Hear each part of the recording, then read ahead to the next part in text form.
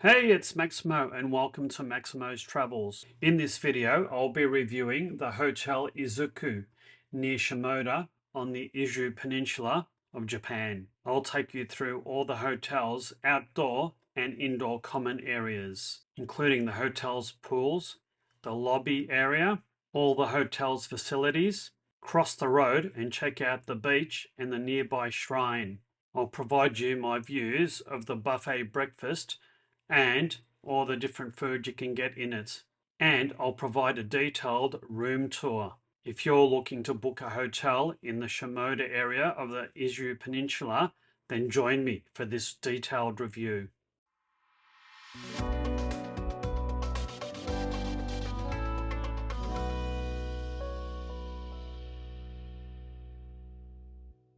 We stayed at the Hotel Izukyu on the Ito Peninsula near Shimoda for 5 very memorable nights. The hotel sits on a headland at the end of Shirama Beach, a beach made famous for its surfing and its crowds, especially during the summer months. The hotel's quite large and it's on extensive grounds.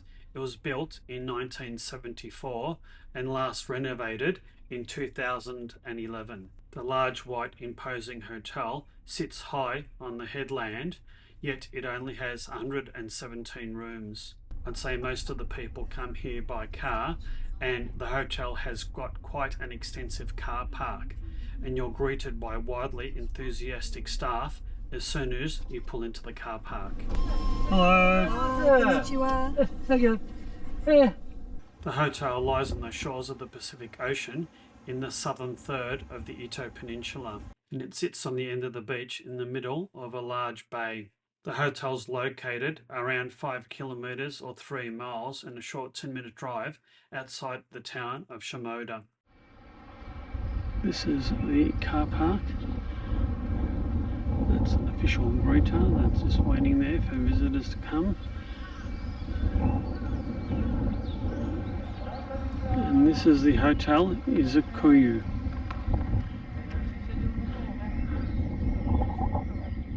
This may be a very, very popular hotel with the local Japanese, but I don't think they get very many Western tourists, and only one of the staff members spoke a passable amount of English. The entrance and front foyer were rather grand, and to the side was a very large reception area that was always well staffed.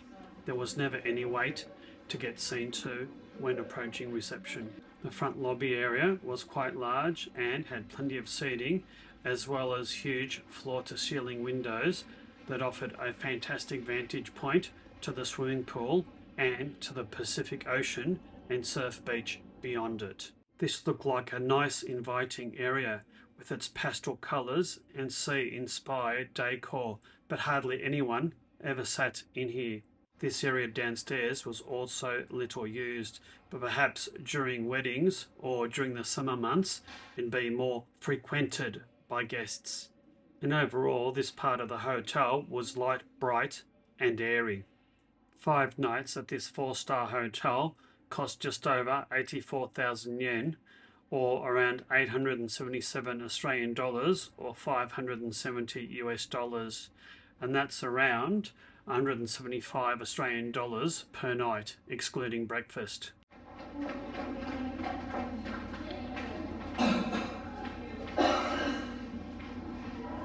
I do just walk down with the surfboard. Well, there's a surf beach opposite, I guess. If you're enjoying this video, don't forget to hit that like button and consider subscribing to the channel. And hit that notify bell so you'll be notified of all my future videos. If you'd like to see more videos like this one, then please consider supporting my channel by buying me a coffee. There was a large gift store in the basement. It sold everything from souvenirs, fridge magnets, t-shirts and surf wax. Male and female public baths are also located in the basement. I wasn't able to take any video in the public baths. These are images taken off the internet. The male bath had an indoor and outdoor public bath, and tattoos aren't allowed. I used the baths a couple of times during my stay and had the unique experience of getting some snow flurries on my head while boiling in one of the outdoor baths. There are two large outdoor swimming pools on the hotel complex. It was early April and they just started filling the pools in readiness for the summer months. It was quite cold and overcast the day we took this video and the area didn't look very inviting. However, this is what the place looks like during the summer months. Quite different, don't you think? If you walk past the swimming pools, you'll find a path and some stairs and a gate that leads to the road and the surf beach past the road. There's a gate at the bottom of the path and the gate opens from 8 a.m. to 5 p.m. daily.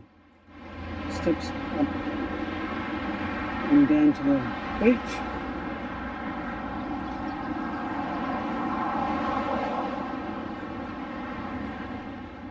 That is Route 135 and the front entrance to the hotel and the driveway that leads up to the car park. Very conveniently, there's a 7-Eleven right next door to the hotel. That 7-Eleven came in handy. We could experience some atrocious weather in the days to come, and we did get a couple of meals here to avoid us going out. Across the road from the 7-Eleven and the hotel is a fantastic sandy beach. It's a surf beach and we saw a number of people surfing here during our stay. This is one of the best beaches I've seen in Japan and reminded me very much of some of the great Australian beaches that we have back home. And it's great that the beach has a wide expanse of sand because it gets absolutely packed during the summer months. You do get an excellent view of the hotel standing on the beach. And if you keep walking to the end of the beach, you'll get to Shirahama Shrine.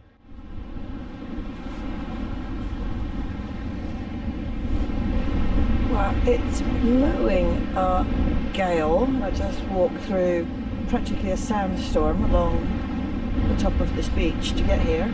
But it's sheltered right here, but let's get a bit closer.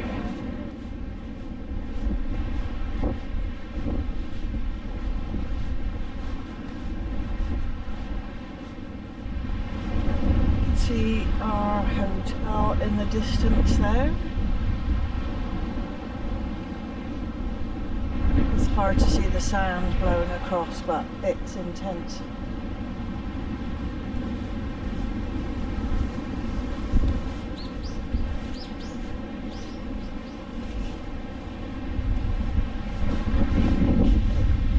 It's like this becomes cut off at certain tide level, so let's keep an eye on that.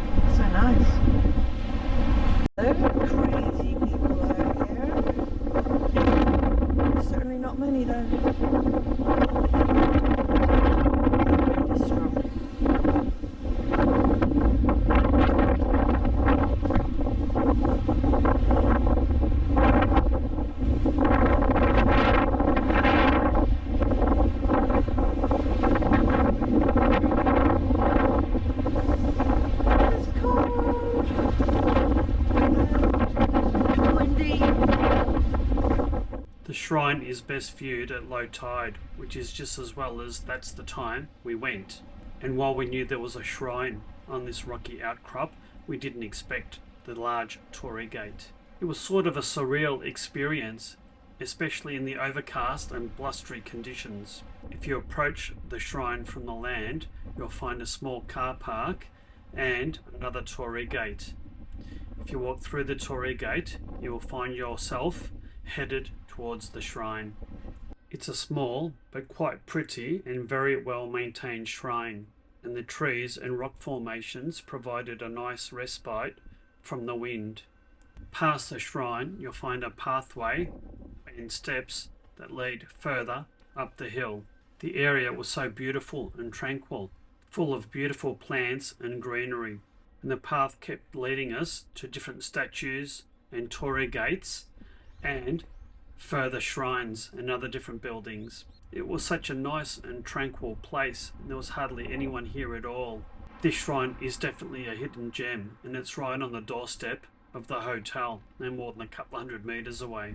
We finished at the shrine and then started walking back to the hotel, and couldn't believe it, the wind had picked up even more. It was blowing an absolute gale. In fact, it was so windy that sand was getting swept across the road and into these two swimming pools, and that forced the workmen to stop filling them, start draining them, and then clearing out all the sand that had sunk to the bottom. We were thankful that we'd got back to the hotel and out of that really strong wind. Access to the beach is via the basement and those double doors that we've just come through. It's also where you'll find the gift store, as well as the male and female public baths. This is a nice area, and it doesn't look it's 50 plus years. Early the next morning. This is the biggest dining room for breakfast I've ever seen. Breakfast was served in what looked like the old ballroom of the hotel. Breakfast wasn't included in our room rate, and it cost around 2,200 yen, around about 22 Australian dollars per person. The breakfast was a buffet style, and I've got to say the quality of the food was pretty good. They even had some bacon, eggs and sausages and some hash browns, and several variety of eggs, including poached, scrambled and fried, as well as hard boiled. There was also an extensive variety of different salads available. But I think that there were so few Westerners that frequent this hotel that the food was primarily Japanese. And there were a number of different dishes that were the speciality of the Ito region. All the dishes were labelled, but they were labelled in Japanese, and there wasn't any allergy information available for any of the dishes. That wasn't a problem for me because most of the dishes were easily identifiable. The ramen noodle station was particularly popular among the locals, and they were grabbing a bowl of noodles, adding soup, and then adding different ingredients according to their tastes. It did look quite appetizing, but sadly for me, I couldn't have any. The breads also looked quite nice. With Shimoda being right on the coast, there were a lot of different varieties of fish available on the buffet as well. And I'm always a huge fan for the pickled vegetables. They're not only good for you, they're delicious. Overall, I was quite impressed by the quality and variety of different foods available. There was something here for everybody. And I've got to say, the white bait was particularly scrumptious. There was also a fish grilling station, and there was a chef cooking fish directly on the grill. Nice and fresh and very flavourful. I think that's rice. Well, there's a rice machine. And that's curry, isn't it? It's curry. Oops. Curry. Ooh. Interesting. The buffet also featured quite an extensive tea and coffee making station. And I've got to say, the coffee was particularly nice, even though if it was filtered. There was also milk and fresh juices available. Right, I have my breakfast feast. I mentioned earlier that the car park was quite large, and I didn't realise there was also parking available on the roof of the hotel complex. The hotel also provides a complimentary shuttle service to the town of Shimoda. It goes from the hotel and stops right outside the main train station in Shimoda. It's a minibus, but it's new and quite luxurious. It also gets reasonably packed. It's a really handy service because there's not much parking in the middle of Shimoda itself. Buses depart around every hour or so. And while there were few people in the morning bus, it was absolutely packed on the 3 or so p.m. bus on the way back from the train station to the hotel. This is the view from our hotel room. I would say the weather has turned on us quite significantly. You guys, it looks terrible out there. It looks utterly miserable out there. They were filling the swimming pools, but the wind has blown so much sand into both of them, especially the round one, is that they've emptied them and they'll have to sweep out all the sand again. The weather's been really, really cold and windy here for the last 3 days. So much so that we didn't leave the hotel at all on one day. I do think one area that does show its age a fair bit is the corridors. It does look like a motel out of the 1950s or 60s, and the corridors are particularly dark and eerie at night. The windows in the corridor do provide a good vantage point of the hills behind the hotel, with all the rooms facing the ocean. And speaking of rooms, we were in room 445 on the 4th floor. And the first thing you see is sort of a churchy looking thing at the front entrance. I suppose that you can leave your keys and stuff there. This is the entrance. There's room for a suitcase there. There's room for slippers and shoes. A little bit of storage space for a backpack.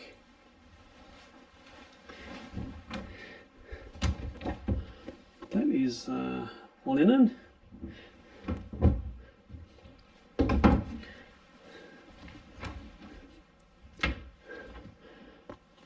There's another small wardrobe with some hangers. And this is the room.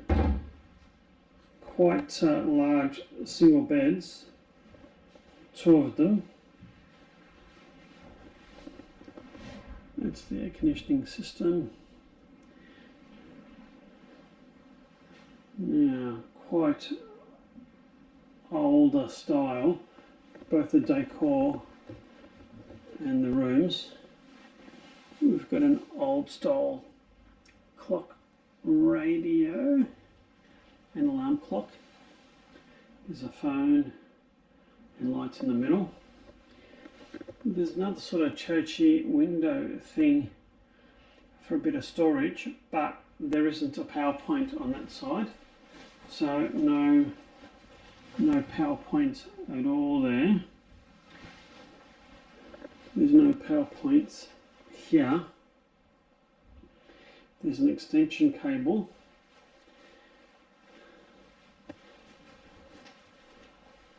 There is a power point there.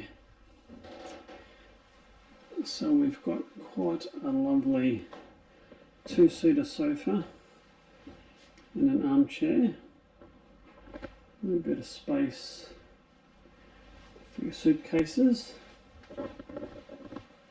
This is like an old style credenza that has tea and coffee cups, and there is a minibar underneath. Under here you'll find a safe. There's a widescreen TV, a desk and chair with some power points hidden behind the TV,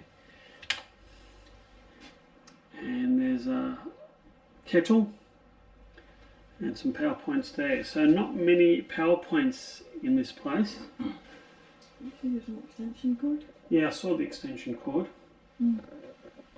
But the piece of resistance, Pièce de résistance. Yes, I think we're in the wrong country for that phrase, is a fabulous view of a surf beach. And there is the hotel swimming pool. All in all, a very comfortable room. So there's 2 steps to get into the bathroom. And there looks like there's oodles of bench space for all your items. There's complimentary body soap, shampoo and conditioner, hairdryer. There's a Japanese style toilet. And we have a shower that looks quite nice over the bath. So I think the shower and bathroom does look a bit dated, but it's very clean and functional. Joe and I really enjoyed our 5-night stay in this hotel. The room was comfortable, the beds were comfortable, the shower and bathroom facilities were great. The staff were very, very friendly and accommodating, even though they spoke little English. The indoor and outdoor public baths were great, and the location right on the beach was spectacular. Even though the hotel was over 50 years old, I was quite impressed with it, and I'd give this a Maximo rating of 4.5 out of 5. Until my next video, where we start to explore the Shimoda area, you take care and bye now.